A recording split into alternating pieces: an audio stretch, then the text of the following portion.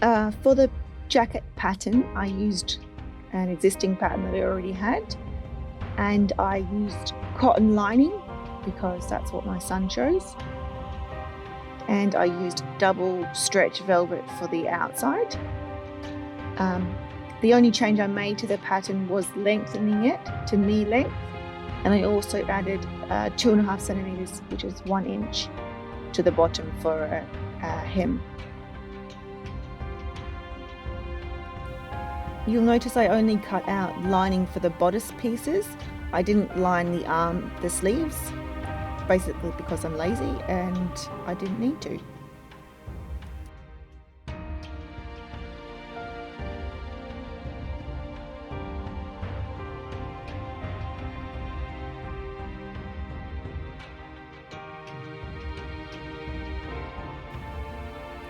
I find when I'm using double velvet, the best way is to pin everything as much as possible. If you think you don't have enough pins, pin more and then pin more again. I cut each individual piece out and then I iron-on some fusible interfacing to each individual piece just to stabilize it while I was sewing.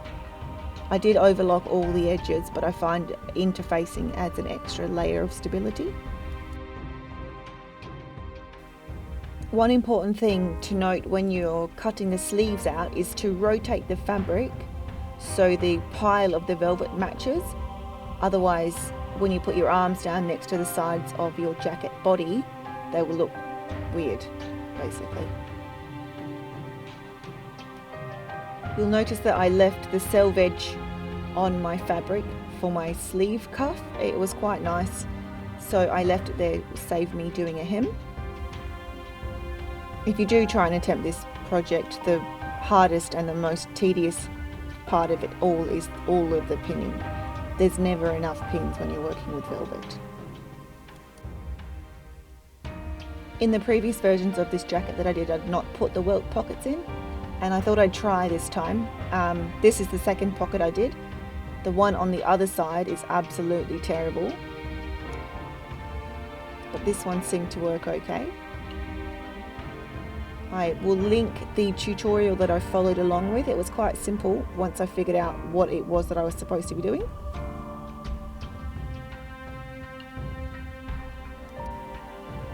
So I thought I'd keep the video of me making the pocket in case you needed to refer back to it, as the tutorial I followed was written. So hopefully this helps out a tiny bit.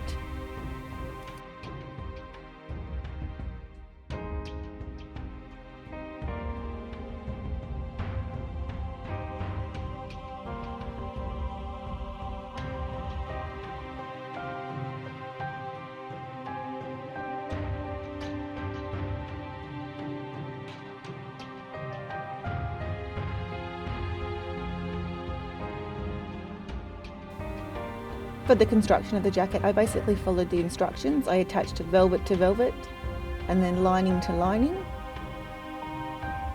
making sure I didn't attach it inside out anywhere along the way. I overlocked it just because I find velvet works better with an overlocker. And then I made the collar, and when you do the collar you attach velvet to velvet the first time, leaving the lining loose. So I folded it to find a center point, and then I pinned it all the way around the neckline.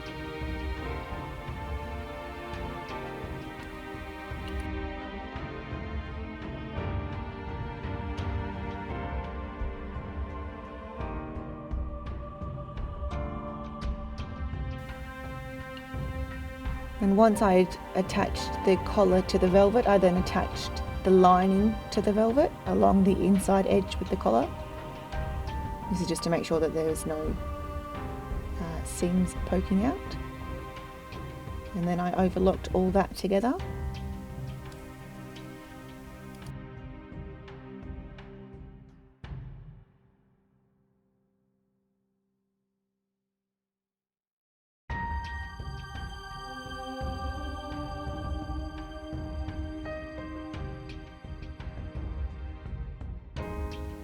So with this particular jacket, I attached the front first, so I knew the jacket was all correct, and then I went back and did the sleeves separately. I didn't interface the sleeves just because I thought it would be itchy.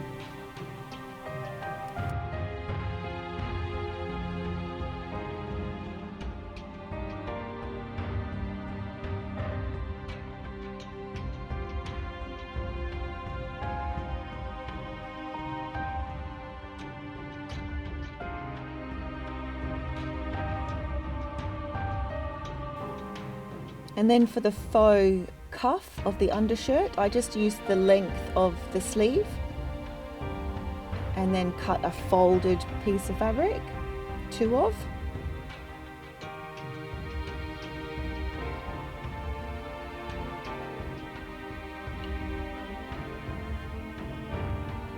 And then I just sewed them right sides together to make a tiny tube.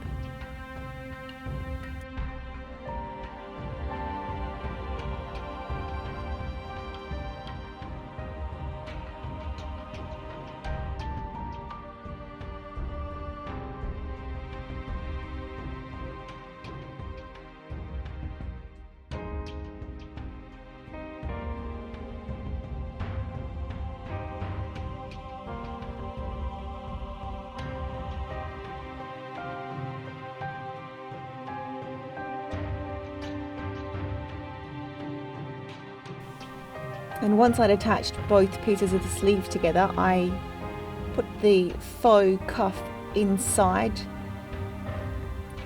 the sleeve, left a bit poking out on purpose, and then I just straight stitched along the selvage so you couldn't see it.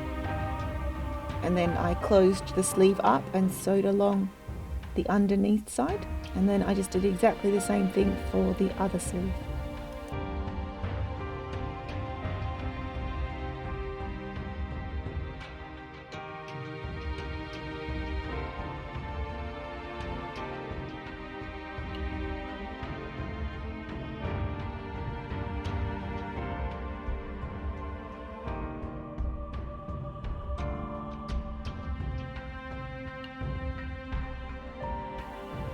So before I put the sleeves in, I went through and closed up all my side seams, sewing velvet to velvet and cotton to cotton, right sides together.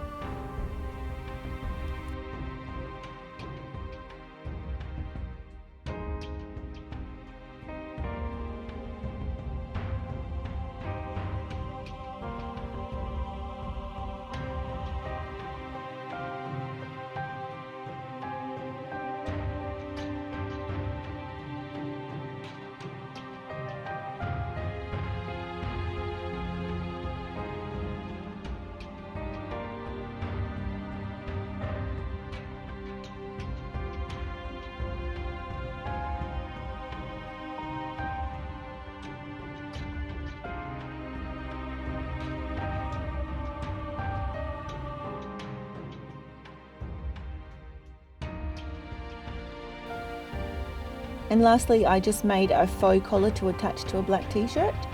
I originally used the pattern piece for the collar, but then it was too small because my t-shirt was stretchy. So I had to go back and increase the size to 200%. And then I just did the same thing. I attached the curved edge of the collar pattern piece to the curved edge of my t-shirt. And then once everything was good, I went back to the jacket and finished the bottom hem.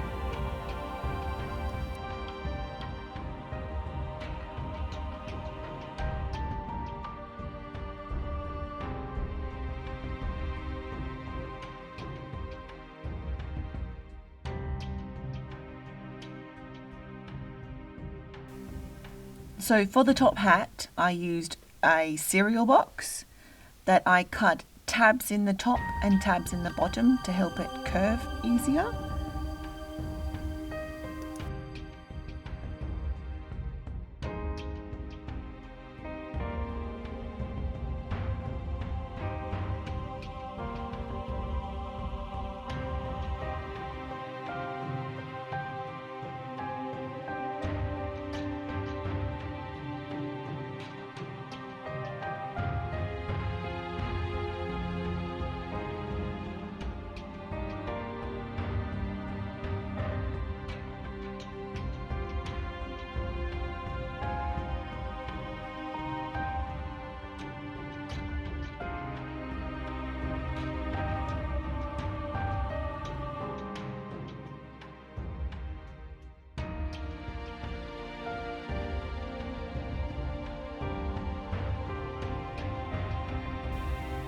Once you've figured out what size cardboard you'll need, I recommend tracing around it if you're going to cover the hat in fabric. Just the one for the tube, one for the top circle, and two for the rim if you're going to cover the underneath of the rim of the hat. I used 2 cardboard top circles to enclose the flaps, just to make it sturdier, and I did the same for the rim. I sandwiched the Cheerio box inside the corrugated cardboard.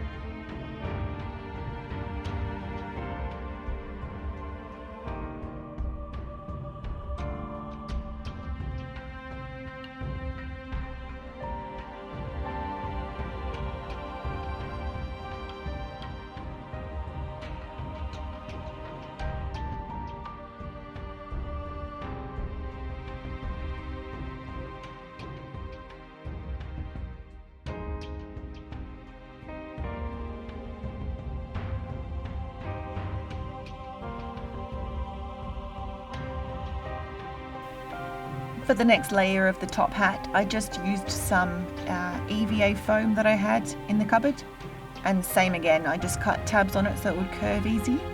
I think it was about 2.5 centimeters, 1 inch on the top, and I just used spray adhesive on both sides. I made sure not to match the seams of the foam with the seams of the cardboard because I was trying to smooth it out as much as possible.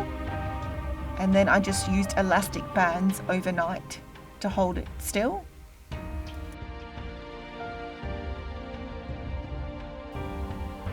And then with the templates that I used earlier, I sewed my black fabric together. First of all, I started with the outside edge of the rim, and I made sure that fitted. And then I sewed the side seam, so it's now a tube. And then I folded the circle in half to find the center point, and then I just pinned all the way around. I think it was too big for the first go, so I did one seam and then I went back in and did another inside seam and then just trimmed off the excess.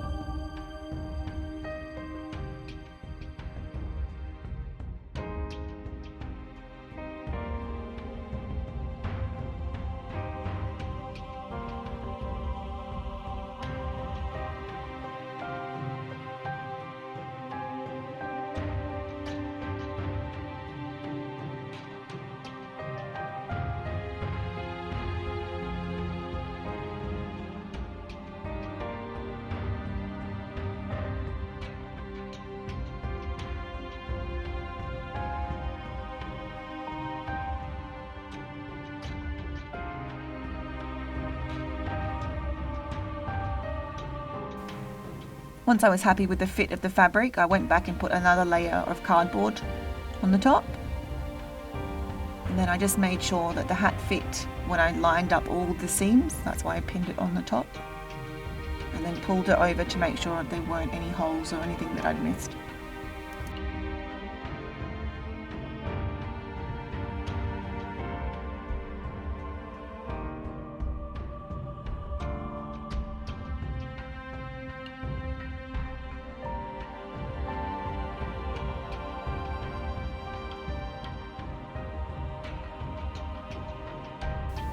Just to tidy up the edge of the rim, I took a strip of EVA and just hot glued it in place.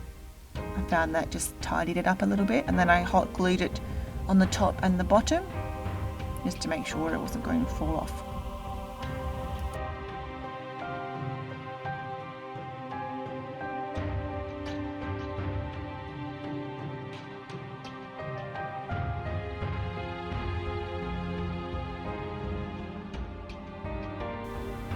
And then I just glued the raw edge of the fabric along the inside edge of the top hat.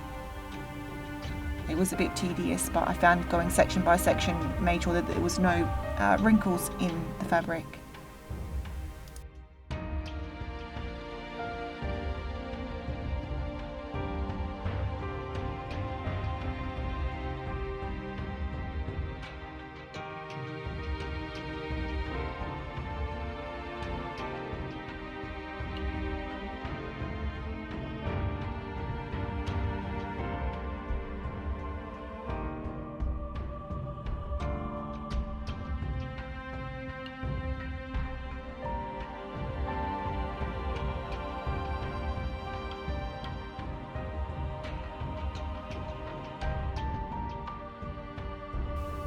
And finally, I just made 2 simple rectangles out of the double velvet and the purple that I used to line one of the pockets with.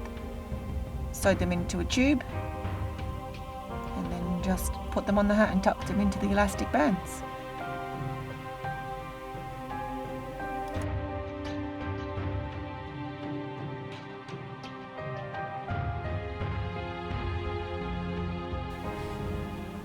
For the necklace, I just used this cursive W I found online. I just enlarged it to the size that I thought I need, cut it out and then traced it onto some cardboard and also plastic. I decided not to go with the cardboard because it wasn't giving it a shiny enough effect, so I just used the plastic.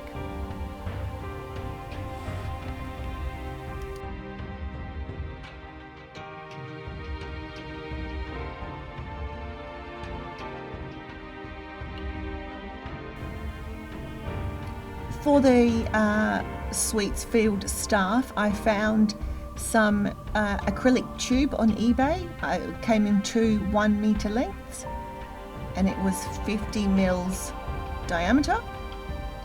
And I went to my local hardware store and found these curtain end finials. And I just had a piece of doweling that could fit inside the perspex, and then I shaved it down a little bit so it made like a plug. And then I used the existing hole in the curtain track finial and attached the dowel to it.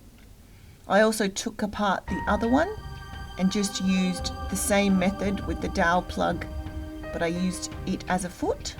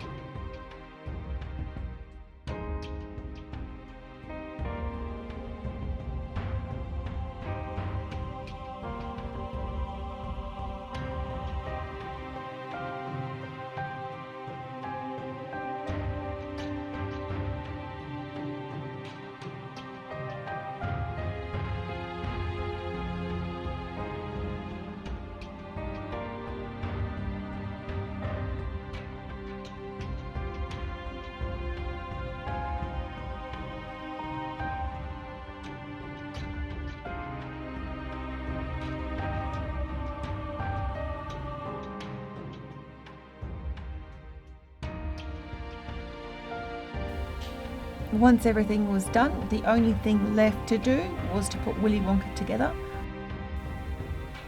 Thank you for watching.